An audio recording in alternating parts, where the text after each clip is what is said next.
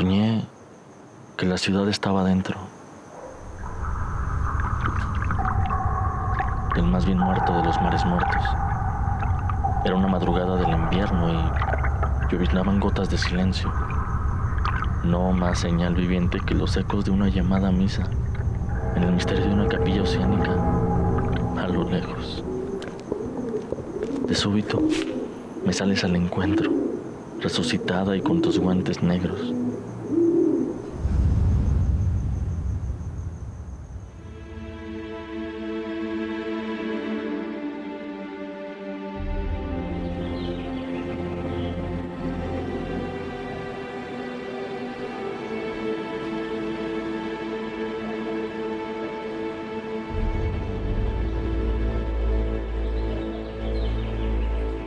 Quizá lo que le faltó a López Velarde fue una infancia un poco menos dura.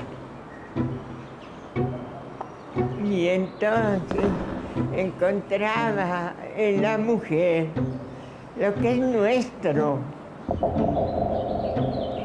Es principal esto que tenían las mujeres para López Velarde: ternura, poesía, afecto, calor humano.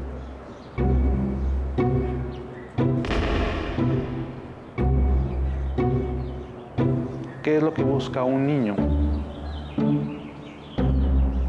Un amor. El primer amor de un niño es el amor de la madre. Después va creciendo, va necesitando otro tipo de amor. Entonces se idealiza, muy probablemente, con Josefa de los Ríos. Yo creo que su infancia lo marcó por la religiosidad que había en su casa, por la formación de su padre. Recordemos que la figura del padre, si bien no aparece mucho en la poesía del poeta, sí lo marcó. Guardó luto cuando su padre murió, guardó luto hasta su muerte, se vestía de negro siempre. Y yo creo que la vida concentrada en el pueblo, desde su infancia, ya había en él este erotismo que existe en los niños. Ve a su prima Águeda, que es mayor, y la ve ya con algo de erotismo, si leemos el poema de la prima Águeda, con fascinación y con cierto deseo.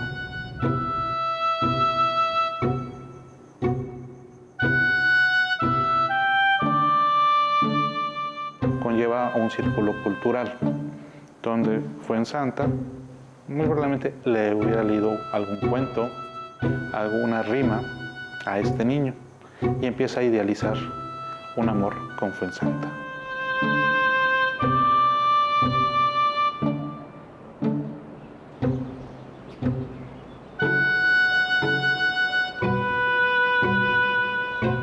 Bueno, él siempre destacó por esa maravillosa imaginación e inteligencia temprana, ¿no?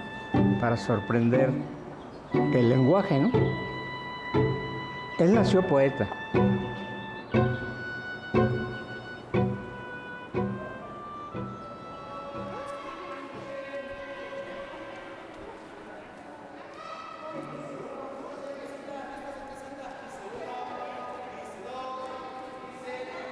Estuvo en una escuela de niñas, él mismo lo dice en Aguascalientes, ¿no?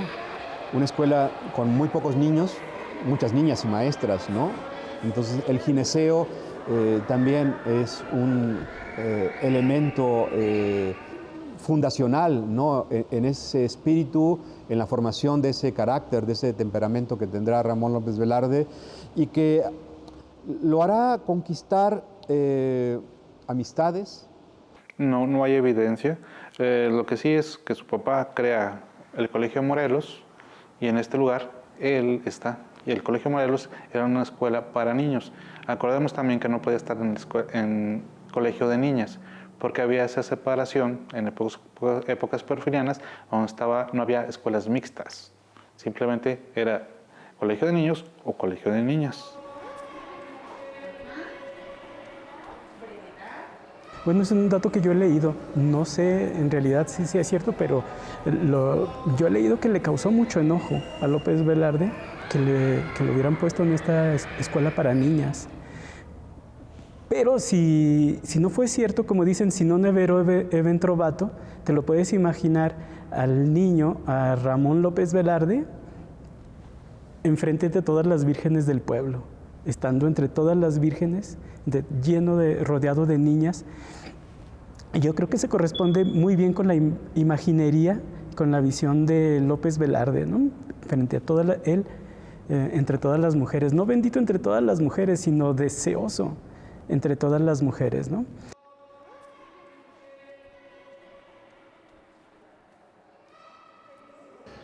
No creo ese fervor que sentía por la figura femenina, que era muy pronunciado en él, no se hubiera dado si él hubiera estado de niño en una escuela exclusivamente femenina. No, yo creo que él se educó de manera normal, es decir, su niñez fue muy convencional. No así su vida interna, porque por supuesto que no podemos decir que la vida de un poeta, de un artista como él, sea convencional. Es muy poco probable que haya estudiado en una escuela de niñas, precisamente por esta separación que había en la educación en tiempos porfirianos.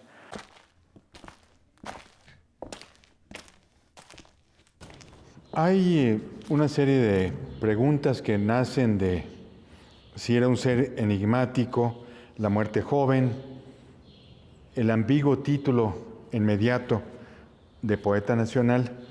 Me parece que esos 100 años deben ser suficientes para entenderlo de otra manera y para verlo en su dimensión real. Sin embargo, permanecen, a pesar de todo, múltiples preguntas, múltiples interrogantes que se deben a lo misterioso de su personalidad.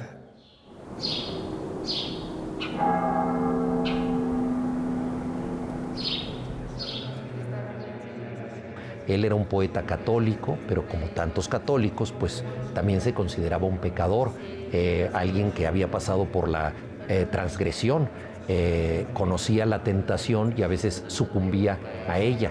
Un poco en broma decía que le iba mejor con el credo que con los mandamientos, o sea, le iba mejor prometiendo la fe que cumpliéndola. Y yo creo que esas características, esas tensiones espirituales entre alguien que celebra la belleza, el cuerpo de la mujer, al mismo tiempo considera que es complicado establecer una relación en donde se una el deseo con la espiritualidad, todo eso le da a su poesía una carga muy, muy particular.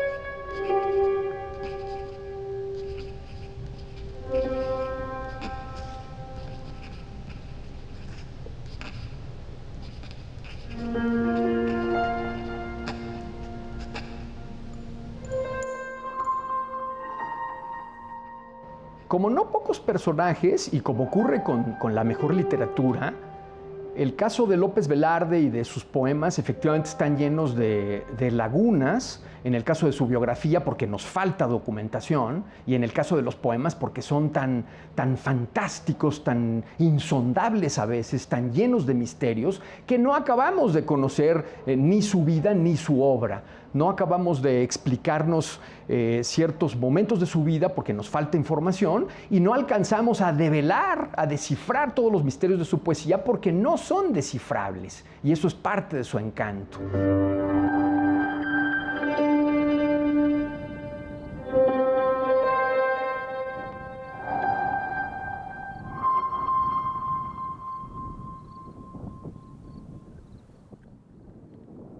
Yo creo que es también el gran poeta de la provincia mexicana. Y sobre todo pienso en cierta provincia. Él nació en la ciudad de Jerez y conoció, por supuesto, la ciudad de Zacatecas, pero vivió también en San Luis Potosí y en Aguascalientes. Entonces son ciudades cercanas, es un triángulo en el centro del país muy significativo y creo que retrata perfectamente esa vida que la gente de mi generación o más joven no ha vivido, pero que a través de la poesía de López Velarde podemos tener un atisbo de esa vida. La provincia, que creo yo que viví en provincia en mi infancia, que es fuente de todo lo que verdaderamente somos como personas y como mexicanos. Es una forma de que uno no crezca como la hierba del campo. Y además en Zacatecas, como no llueve, no es tan fácil la hierba del campo.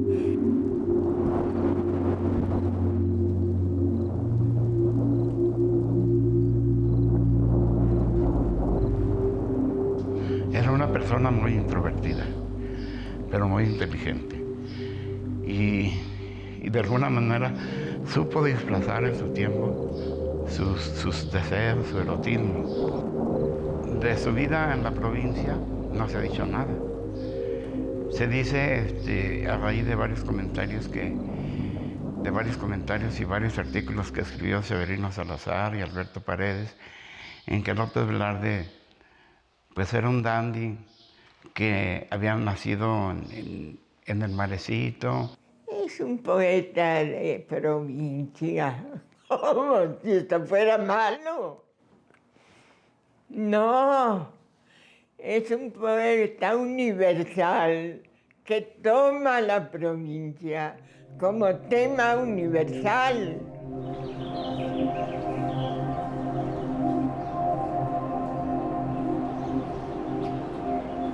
También tenemos que López Velarde conoció a varios poetas y con varios se enemistó.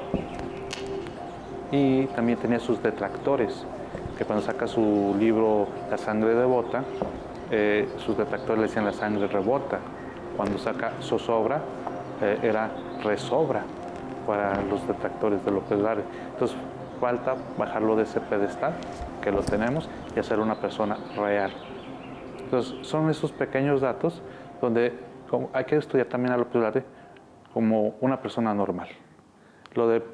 Está en el pedestal de la patria, en la rotonda de los hombres ilustres de la Ciudad de México, el máximo pedestal. Eso no cabe duda. Su trabajo, intachable. Ahora hay que verlo como una persona normal, cosa que no se ha hecho en estos 100 años. Y yo lo pondero mucho como un hombre normal, un hombre de día a día, cotidiano, ¿no?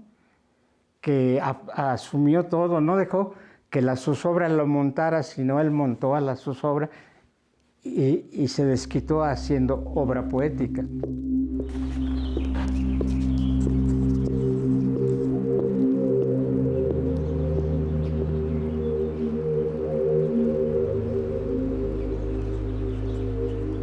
López Velarde está siempre muy cerca del amor y de la muerte.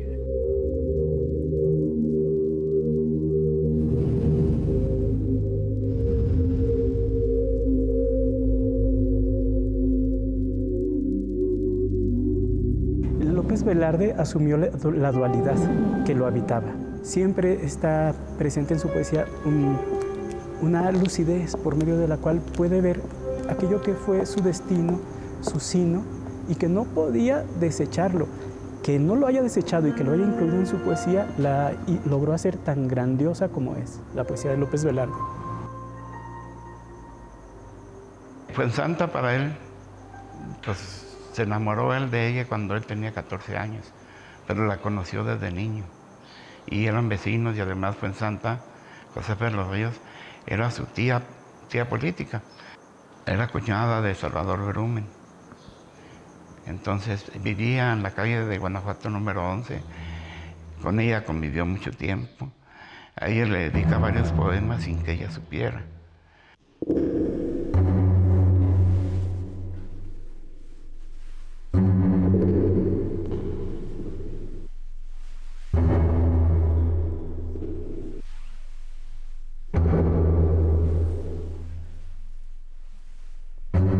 Él lo que quería era el amor imposible, el amor que no se podía realizar.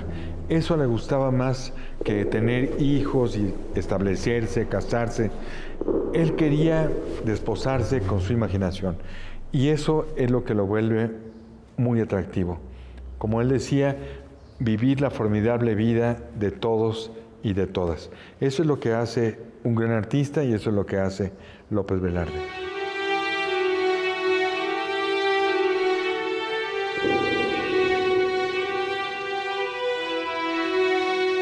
Yo creo que en López Velarde lo que predomina es el sentimiento. Por eso Octavio Paz le puso como título a su ensayo sobre el poeta El camino de la pasión, porque eso es lo más importante, esta sensación de estar ante un amor no correspondido o ante un amor perdido, de estar ante una relación que no se puede mantener, todas estas disquisiciones amorosas de oportunidades extraviadas, yo creo que son centrales en López Velarde y son las que hacen que nos siga llegando a nosotros con enorme frescura. Esta es una de las características de él, ¿no? Que siempre se enamora de mujeres imposibles, ¿sí? Como que es esta situación, como dirían los cubanos, los poetas de Orígenes, de la presencia de la ausencia. O sea, él no necesita a que la enamorada esté ahí, necesita que la enamorada se vaya para escribir, ¿no?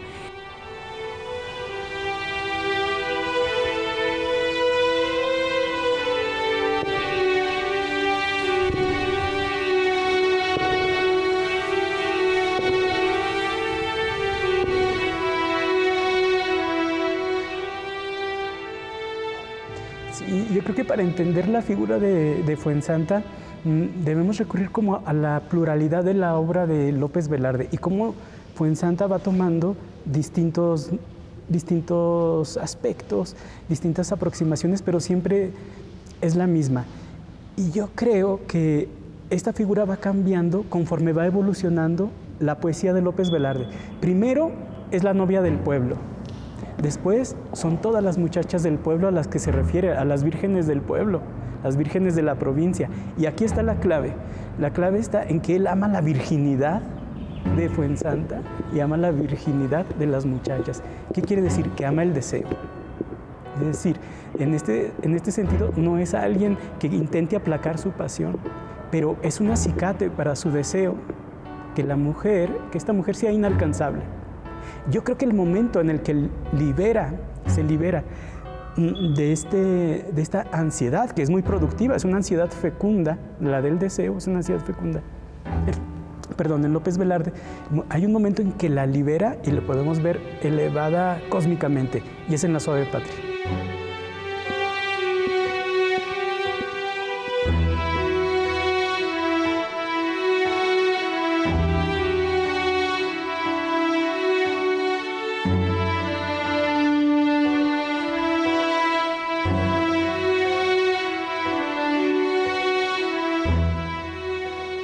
Hay dos errores en mi vida. El primero, haberte amado. El segundo, querer olvidarte. Y de ahí podemos entender a López Velarde. ¿Qué quiere asesinar? ¿Qué quiere matar? Ese amor. Lamentablemente, ese amor no murió.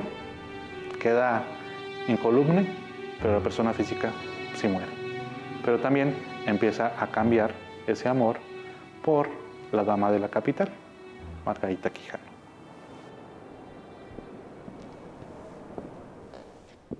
Es un autor evasivo, es una persona muy discreta. De hecho, su vida amorosa, a la cual nos asomamos impúdicamente, él la guardó con mucho celo. No sabemos gran cosa de su amor por la dama de la capital, por Margarita Quijano. Lo que sí sabemos es que él tenía por ella una pasión exacerbada. Pero López Velarde, en ninguno de sus poemas, paradójicamente, habla de la esperanza de que volviera un amor. Esos amores, para mí, que fueron ideales. Fue el amor ideal de él, amor platónico. Concibió que la mujer debiera tener las virtudes de Fuensanta o las virtudes de Margarita Quijano, ¿no? Aquí paradójicamente tenemos que López Velarde le pide matrimonio a Margarita Quijano y después le pide matrimonio a Fe Hermosillo, y con ninguna de las dos se casó.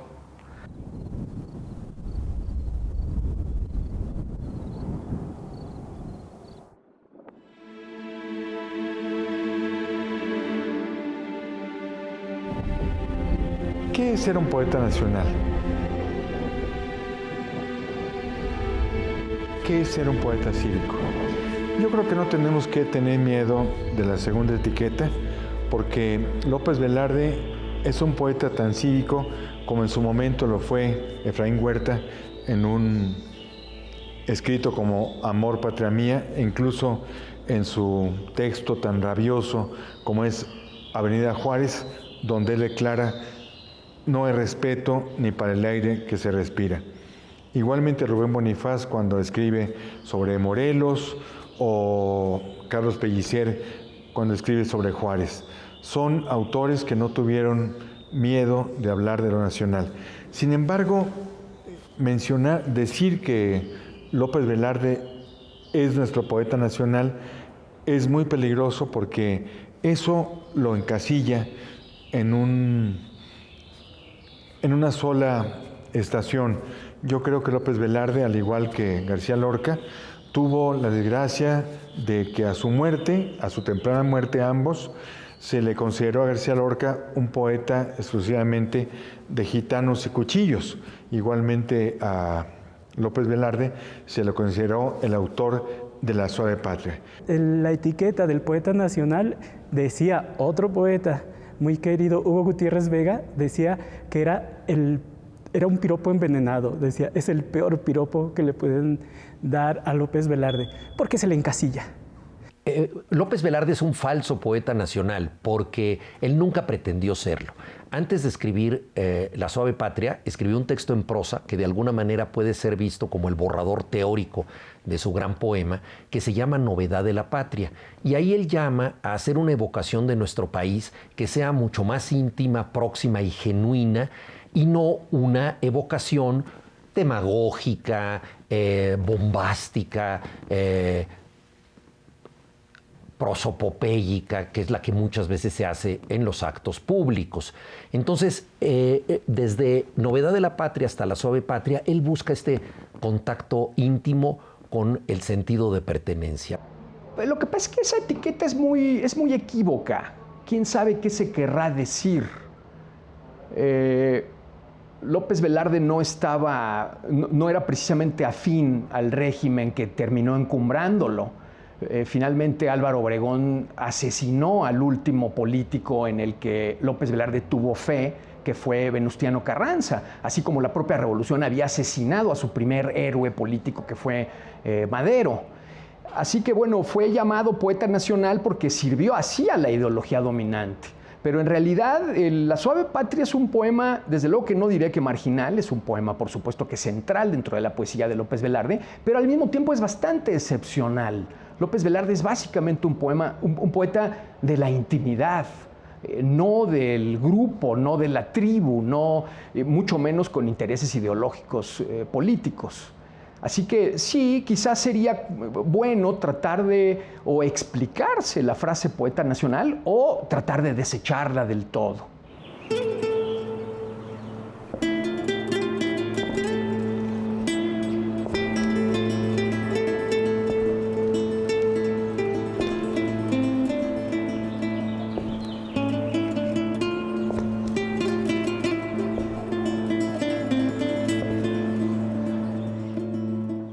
Creo que La Suave Patria es su poema más ambicioso, su poema más popular, el que arrastra más estas lecturas acomodaticias, pero es un poema de elevación, de mérito.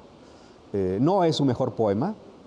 Creo que la obra de Ramón López Velarde, muy especialmente los poemas reunidos en Zozobra. Zozobra es el gran libro de Ramón López Velarde, es la gran pieza lírica de la poesía mexicana. Yo creo que La Suave Patria representa un malentendido, pero por supuesto es un malentendido fecundo, porque gracias a que fue visto como el cantor heroico, patriotero, si se quiere, incluso del país, se le leyó mucho más. Pero yo creo que un lector riguroso entiende que él en modo alguno quiso ser el cantor oficial de la patria. Más bien, él lo que hizo fue demostrarnos que tenía un sentido muy personal de pertenecer a este país. Mire, esto de denominarlo poeta nacional es inexacto, porque López Velarde más que nada fue poeta. Y la Suave Patria la compuso, como lo dice él mismo en su premio, ¿no? Se la debía a la Suave Patria, digo a la patria, que él quería tanto, ¿no? Y yo, analizada, y todos la han analizado, y es un elogio grande a la mujer, en todas sus manifestaciones de madre, de novia, etcétera, ¿no? Y se debiera llamar la Suave Matria, pero lo hizo exclusivamente porque era poeta. Y yo creo que cuando habla de la Suave Patria, está hablando de Fuensanta a un nivel cósmico. Pero naturalmente, él está buscando una patria muy personal. Le pone Suave Patria. Y podríamos decir que se trata de una matria, es una patria muy femenina que él evoca entrañablemente. Y él no propone que el país responda a estas características, sino es la que él ha entendido como su patria.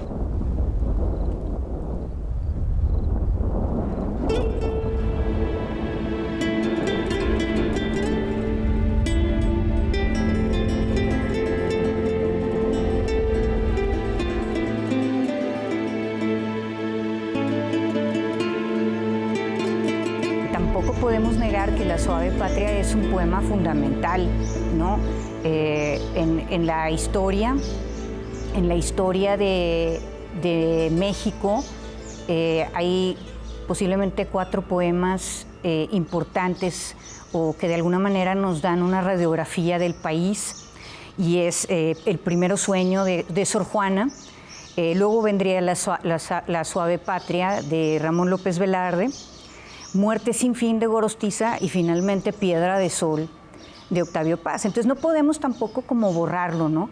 Pero ciertamente sin ese poema y sin la coincidencia que se dio con Vasconcelos, hubiera sido mucho menos conocido, porque hay que decirlo, cuando él muere es un poeta que tiene 2 libros, algunos han recibido incluso críticas no muy positivas, por ejemplo Alfonso Reyes nunca lo quiso, era un poeta que como todos pues estaba en entredicho, no se sabía cuál iba a ser su reputación definitiva, y ciertamente ese poema ayudó a cimentar su fama. Sería el autor de uno de los libros más provocadores de la historia de la poesía, no solo mexicana, sino en todas las lenguas. Me refiero al libro Zozobra, que se publicó en 1919. Precisamente en ese libro están por lo menos 5 poemas por los cuales López Velarde pasaría a la inmortalidad. Y Borges, que es un gran escritor, se sabía la Suave Patria de memoria y decía que era su vitamina. La repetía y la analizaba y trataba de entenderla, pero no era posible, al grado que le preguntó quién, a Paz creo que le preguntó, oye, ¿qué cosa es chía? Dice, mire, con la chía se hace agua fresca. Dice, ¿a qué sabe la chía? Dice, pues sabe a tierra. Y pues indirectamente hizo un gran elogio, ¿no? Porque es un elogio a la tierra mexicana. La Suave Patria fue el remate brillantísimo de una obra extraordinaria. No podríamos concebir la obra de López Velarde sin La Suave Patria. Pero aún si no hubiera escrito ese poema, firmado un par de meses antes de su muerte, en abril de 1921, tendríamos a un grandísimo poeta. Quizás seguiría siendo nuestro poeta preferido, aún si no hubiera escrito La Suave Patria. Hay que considerar que Zozobra, su libro de 1919, publicado 2 años antes de su muerte, es una de las máximas cumbres de la poesía mexicana del siglo XX. Creo que no somos pocos los que pensamos que es el mejor libro de poesía del siglo XX en México, y es un libro escrito y firmado y publicado por lo menos un par de años antes de la escritura de La Suave Patria.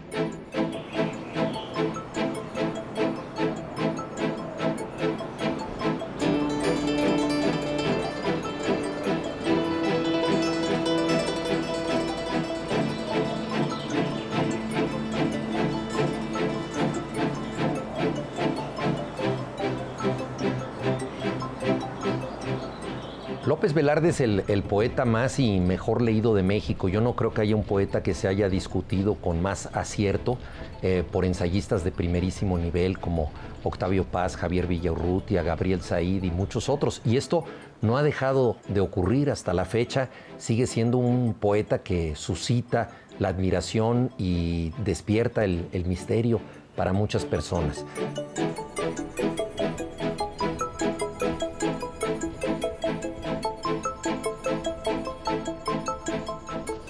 Ramón López Velarde es una figura protagónica de su tiempo y es pues una estrella de la poesía no solamente mexicana.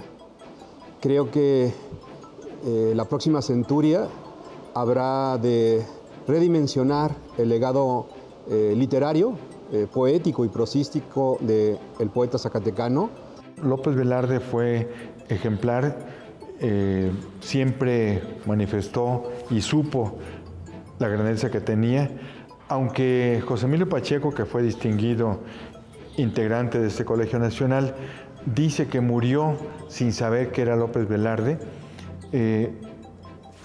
Estoy de acuerdo, pero también tenía plena conciencia de su talento. El propio Carlos Ulises dice que hemos tratado a López Velarde como un clásico en términos de cultura, en términos incluso de mitología nacional, pero no le hemos dado la calidad de clásico desde la perspectiva editorial. Y es algo que nuestra generación le debe a López Velarde. Entonces creo que cada generación tiene sus críticos y que una figura así no va a dejar de estar en la mesa, ¿no?, para discutirse. Y no me parece mal, porque eso va a hacer que las nuevas generaciones lo conozcan y se cuestionan y digan, no, ¿saben qué? O sea, lo que ustedes estaban diciendo creo que no va por ahí, porque ahora se descubrió que había un diario guardado en no sé dónde. Y sí, o sea, creo que está bien, porque eso hace que se mantenga vivo y que la gente, las nuevas generaciones sigan conociéndolo y descubriéndolo, ¿no? Porque la biografía de un escritor o de cualquier personaje es su obra. Y la biografía de López Velarde pues es su obra, ¿no?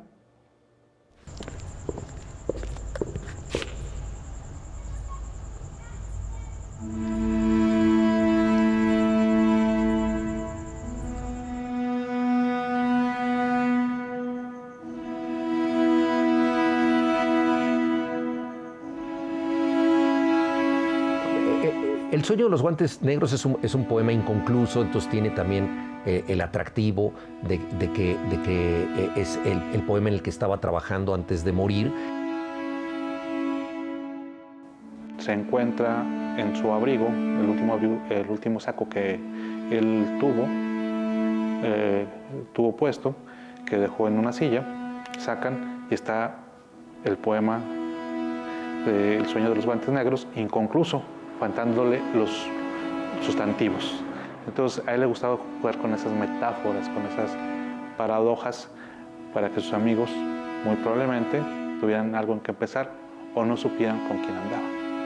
La palabra que falta en El sueño de los guantes negros es la palabra que puede ser una palabra modesta, estoy de acuerdo, es un artículo indeterminado, pero en la poesía todas las palabras cuentan, y muchísimo más en un poema bastante extraordinario dentro del contexto de la poesía de López Velarde, que es El sueño de los guantes negros, que es un poema que tiene características formales extraordinarias. No hay otro poema que se le parezca. Son 34 endecasílabos, es decir, 34 versos de 11 sílabas, acentuados prácticamente todos de una manera bastante parecida, bastante regular, en un esquema que no admite ni el añadido ni la ausencia de palabras. Así que el hecho de que falte una pequeña pieza del rompecabezas en un poema armado con tanto rigor es una ausencia importante, es una ausencia dolorosa y que, bueno, pues funciona de manera bastante significativa para hacernos ver que de verdad a 100 años de su muerte es necesario volver a leerlo con ojos y criterios nuevos y volverlo a editar. El caso del Sueño de los Guantes Negros es valioso porque es un poema que supone un reto formal como no lo afrontó López Velarde en toda su poesía. Y lo que es interesante es que no lo pudo concluir. Como si el reto que él mismo se propuso, el poema más difícil que quiso escribir, no consiguió terminarlo y por lo tanto no lo publicó.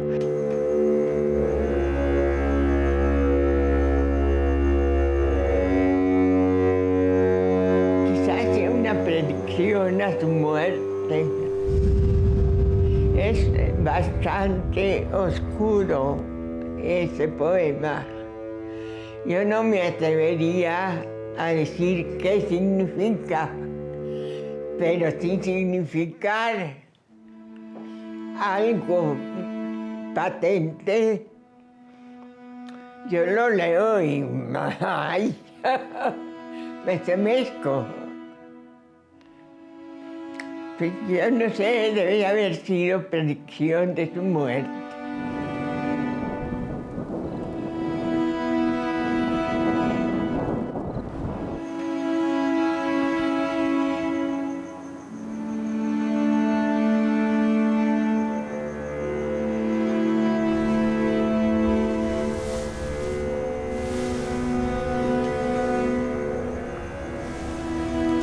Yo estaré enfermo.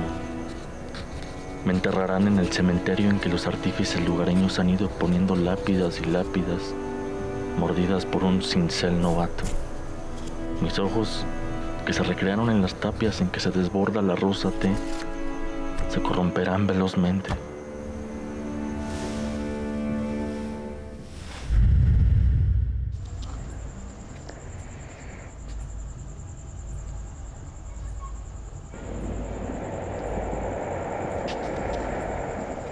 Nos habla en una prosa sobre la avenida Madero, pero la avenida Madero en aquella época era una avenida precisamente donde había mujeres galantes, meretrices.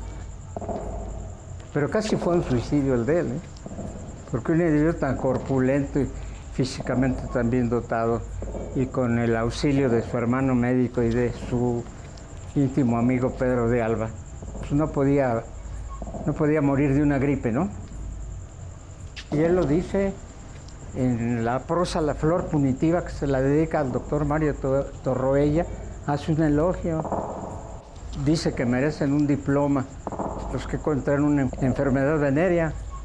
Y él lo sentía como un timbre, ¿no?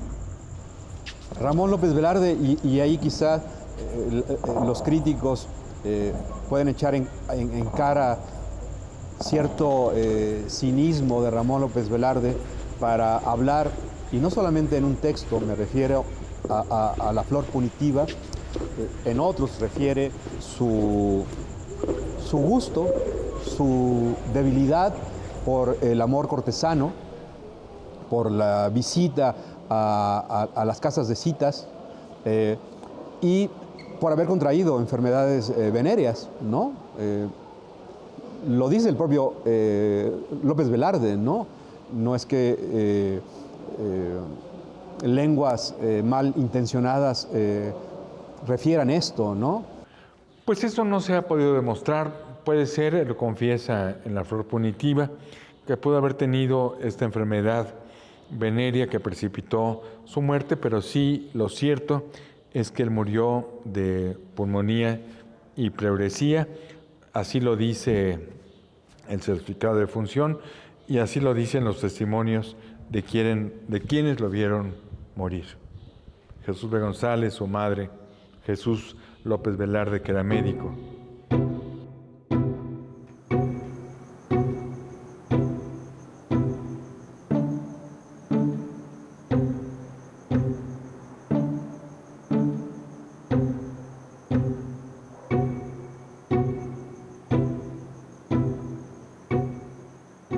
pues lo seguimos situando en el mejor, a López Velarde en el mejor de los peldaños. Nosotros lo tenemos como el más ilustre de nuestros jerezanos, de nuestros parientes también. Pues me parece que lo seguiremos leyendo porque nos fascina, porque está lleno de atractivos, de intereses, de inteligencias de todo género. Es un escritor extraordinariamente inteligente por lo que dice, y eso lo vemos en sus poemas en prosa y en sus crónicas, pero también en sus poemas, y sobre todo es un extraordinario poeta en el sentido de que su lenguaje alcanza unas cotas de expresividad y de belleza únicas dentro del marco de la poesía mexicana. Sigue siendo nuestro contemporáneo y conversamos con él todos los días, y cada fragmento suyo leído debe proporcionarnos una nueva sorpresa. Si no, no existe.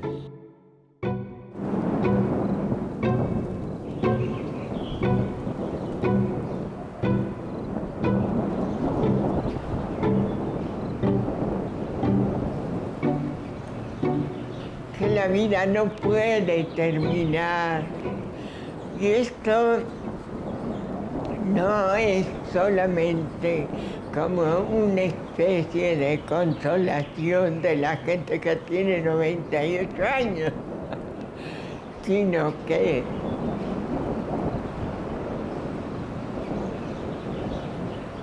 entendiendo un poco más a fondo de lo que es la vida y cómo es, uno sabe que la vida es perdurable.